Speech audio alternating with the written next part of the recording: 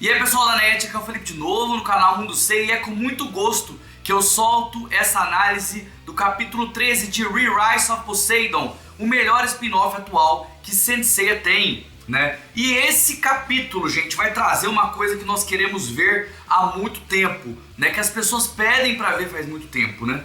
Que é o Pégaso mitológico, tá? Mas antes de ver essa análise, pessoal, dá o like no vídeo, se inscreve no canal, manda o vídeo para amigos de vocês que possam interesse em mais coisas sobre o universo de Saint Seiya, Cavaleiros do Zodíaco. Também peço, se você quiser me ajudar mais diretamente, torne-se membro do canal Mundo Seiya, né? Você vai me ajudar muito dessa maneira, né? E também pode participar do grupo de WhatsApp do canal Mundo Seiya tornando-se membro. Pessoal, também peço, gente, dá uma olhada aqui na descrição do vídeo, tem alguns links da Amazon. Vocês podem clicar nesses links, né, e comprar mangá na Amazon ou qualquer outro produto, né, na Amazon, e você vai me ajudar de maneira indireta. Inclusive tem aí, ó, episódio G4, Final Edition 2, Next Dimension, Lost Canvas Gaiden, tem tudo aí no link, tá? Pessoal, vamos lá, né, vamos analisar o capítulo 13 de Saint Seiya Re-Rise of Poseidon, a grande jornada. Vamos lá?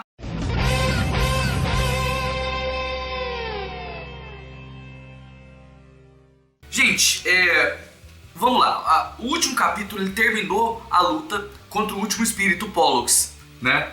Provavelmente a gente vai ter a luta ainda contra o Cadmus, que estava sob Satã Imperial, mas agora a gente vai para uma parte muito importante, né, para explicar e terminar de contar a lore de Saint Seiya Re-Rise of Poseidon, né? O Sorento ele chega na Nêmesis, né? E a Nêmesis estava dormindo, ele acorda a Nêmesis, tá? A Nêmesis estava ali sob o sono. Ele vai acordar a Nêmesis e a gente vai começar a ter nesse capítulo, gente, as revelações que o Enéas ia revelar pro Yoh e o Bian lá atrás. A gente estava muito curioso para ver o que ia dar da história, né? Porque é legal ver luta, mas a gente queria um pouquinho mais de história, um pouquinho mais de lore dentro desse mangá. Tava faltando um pouquinho disso e esse capítulo entregou bastante em relação a isso, tá?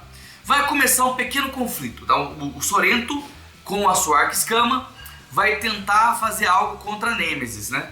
Ele começa a tocar uma música, né? Mas não é uma música para ferir e atingir a Nêmesis, porque ela é uma deusa. Então, assim, difícil ele conseguir ferir ela, assim, né?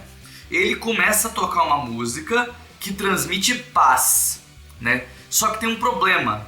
Essa música que transmite paz, a Nêmesis começa a se incomodar, o que não é normal. Então a gente ainda abre mais uma pergunta. Por que a Nêmesis se incomoda com uma música que está transmitindo paz e tranquilidade?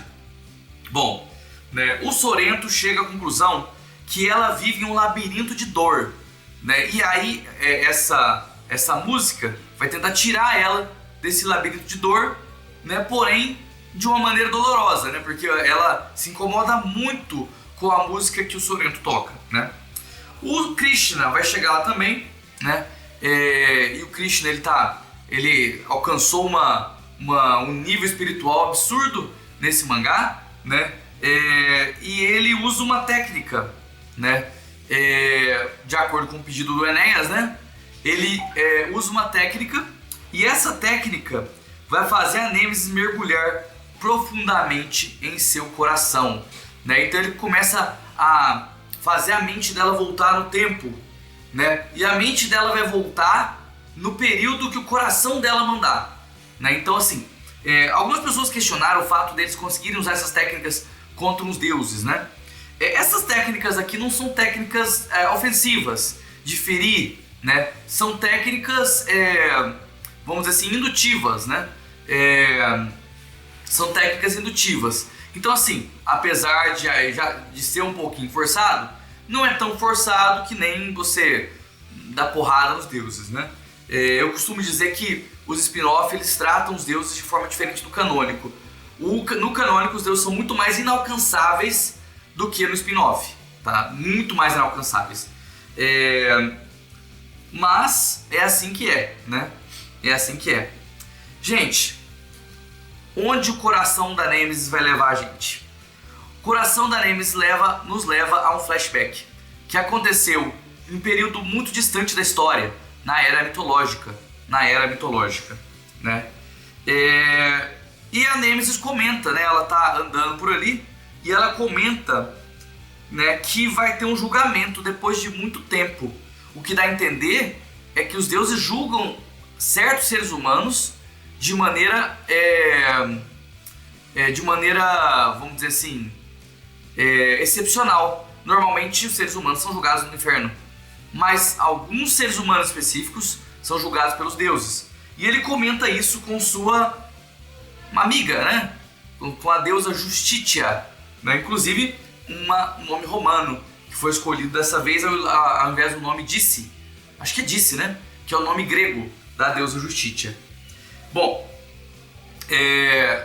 interessante que a deusa Justitia tem uma aparência que você vê que é muito mais curumada do que a Nêmesis. A Nêmesis não é uma personagem que o visual dela lembra o mangá do Kurumada. É um dos erros aí do Suda. A Nêmesis não parece Kurumada, mas a Justitia parece. A Justitia parece muito Kurumada, né?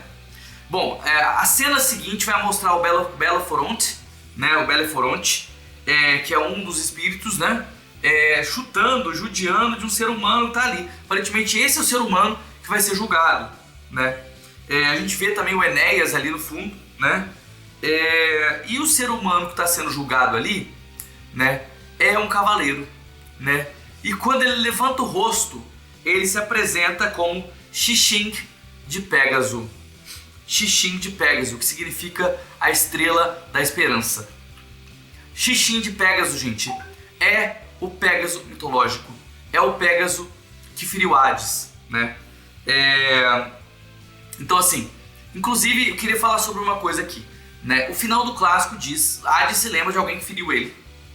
Depois ele se lembra do rosto, tá? Aí ele diz que era um templo mitológico, né? Apontando para o Pégaso mitológico. No ND, o Hades se lembra do rosto do Pégaso. E ele fala, na era mitológica? Não, foi em outra vida. Há 243 anos atrás, o Pégaso era meu amigo. Muito se discute na fandom se essas duas cenas se contradizem. Tem muito debate sobre isso, tá? Mas na minha opinião, tá? Não sei se você pode escrever aqui a opinião de vocês, não é contraditório. Lá no clássico, ele fala do ferimento, né? Da pessoa que feriu Hades. E aí ele lembra da era mitológica. No ND, a gente tem uma cena em que o Hades lembra do rosto. E aí ele lembra do tema. Eu não vejo contradição aí. Eu não acho que anula. Que a cena do ND anula a cena do clássico. Porque no ND não fala de ferimento. Não é falado que foi o tema que feriu Hades. Tá? Inclusive não vejo... assim, a lógica fica melhor na era mitológica. O Hades ter sido ferido, porque daria mais motivo para ele colocar o corpo nos Elíseos e sempre escolher um corpo para ele, em todas as gerações que vem depois. Eu não vejo tanto sentido nisso isso ter acontecido no ND, né, no século XVIII, tá? Mas vamos ver se um dia o Kurumada explica isso, talvez em um Gaia da Guerra Santa, em algum flashback, alguma coisa assim, né? Dentro do canônico, porque isso aqui, bom, não é canônico, tá? Mas é a primeira vez que a gente vê o Pégaso mitológico, e pode ser sim que o Kurumada use esse Pégaso mitológico aqui no canônico, nada impede, inclusive com o mesmo nome, né? Xixing de Pégaso. A gente tem agora o final de Hades do clássico sendo recontado, né? O Hades falando que se lembra de quem feriu ele e tal, né? E voltamos lá pro Enéas. Lembra que o Enéas estava contando uma coisa pro Bian e pro Yo? Era isso, né? Era isso, sobre o Pégaso mitológico, né? Tava contando a história pro Yo e pro Bian, né? E o Pégaso, ele foi julgado, né, por ter ferido o rosto de Hades, né? Independente de qualquer coisa, isso ele não podia fazer. Feriu o rosto de Hades, né? Feriu o rosto de um deus, né? E bom, aqui a gente vê uma coisa muito, muito interessante, que você vê que o Suda, né, mestre Suda, ele conseguiu captar muito bem a essência do Pégaso, porque o Pégaso dá uma brincada ali, né? Ele dá em cima das deusas, fala que ele não tá no julgamento, que ele tá no paraíso, porque elas são muito bonitas, que não sei o que, ainda dá em cima das deusas ainda, elas ficam bravas com ele, né? E aí, ele não cometeu um crime para proteger o amor e a paz na Terra, e agora elas dão para ele um desafio. Os deuses adoram desafios, né? E qual que é o desafio? Ele tem que passar pelos 12 trabalhos. Eu dou 12 trabalhos para ele. A cada trabalho que ele falhar, uma cidade vai ser totalmente exterminada, né? Por culpa dele. Ou seja, quer jogar nas costas dele, olha aí, você vai falhar, vai morrer um monte de ser humano e a culpa vai ser sua. Então os deuses aí com essa moral bem questionável, né? Que não é uma moral verdadeira. A única moral verdadeira é a de Atena, né? Nós sabemos que dentro de Saint Seiya, Atena sempre está certa, e se você discordar dela, você está errado, tá? Então, o Pégaso mitológico, Xixin de Pégaso, vai enfrentar os 12 trabalhos, né? E se ele falhar, uma cidade humana vai ser destruída a cada vez que ele falhar, tá? Esse é o desafio, tá? E o que dá a entender é que a gente vai ver um pouco desses desafios durante esse mangá, porque o Rise of Poseidon tem só mais 8 capítulos e a gente não sabe se é 8 a partir do mês que vem ou a partir desse. Eu acho que é 8 a partir desse, viu?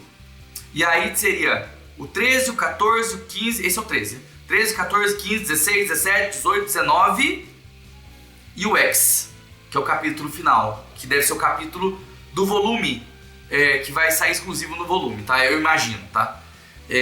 Muito curioso pra ver, porque luta contra as deusas, não sei se gasta, ele não é o Okada, e luta contra os deuses não é tão complexo assim, geralmente não gasta tanto capítulo. Vamos ver, gente, estou muito curioso para ver o que vai ser esse capítulo X. Será que vai ser uma ligação ao ND? Será que vai ser um puxadinho para a próxima obra do Suda? Será que vai ser só um epílogo dentro da história do próprio Re-Rise? Muitas perguntas, tá? Eu inclusive vou fazer um vídeo sobre isso, mas não agora, tá? Vou esperar pelo menos mais um capítulo de Re-Rise acontecer e aí eu faço. Pessoal, com muita satisfação que eu faço essa análise, que é uma das mais importantes até agora, né? Muito obrigado por assistir, teremos mais vídeos durante a semana. Até mais, tchau, tchau.